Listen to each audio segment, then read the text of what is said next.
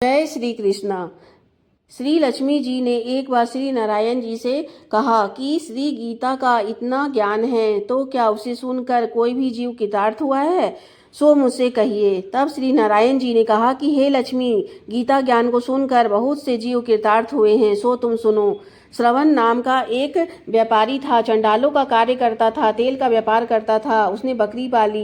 एक दिन बकरी को चराने वन में गया, वृक्षों के पत्ते तोड़ने लगा। तभी सर्प ने उसे डस लिया, तत्काल उसकी मृत्यु हो गई। मरकर नर्क को भोगा। फिर बैल का जन्म पाया।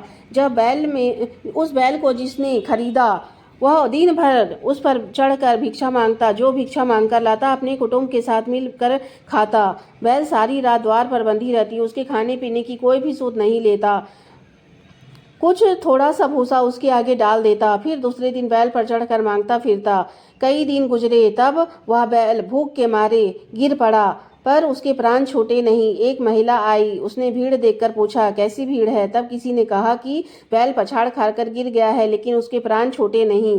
तब उस गीता पाठी महिला ने कहा कि मैंने जो भी पुण्य किए हैं उसका फल इस बैल को मिले। इतना कहते ही बैल की मुक्ति हुई।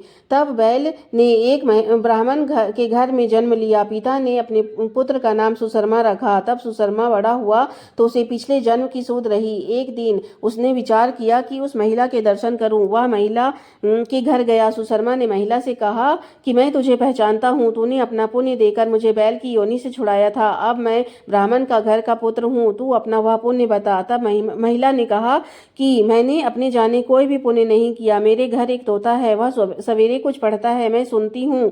उसी पुण्य का फल मैंने तेरे निमित्त दिया था। तब सुशर्मा ने तोते से पूछा कि तू सवेरे क्या पढ़ता है? तब तोते ने कहा, मैं पिछले जन्म में ब्राह्मण का पुत्र था, मेरे पिता ने मुझे गीता के पहले अध्याय का पाठ सिखाया था, वही पढ़ता हूँ। महिला सुनती है, वही पुण्य तेरे निमित्त दिया। जो अर्थ ना जानकर भी गीता का पाठ करे, श्रवण करे, या अपने पढ़े या श्रवण का फल किसी को दे तो उसकी भी मुक्ति होती है। जय श्री कृष्ण।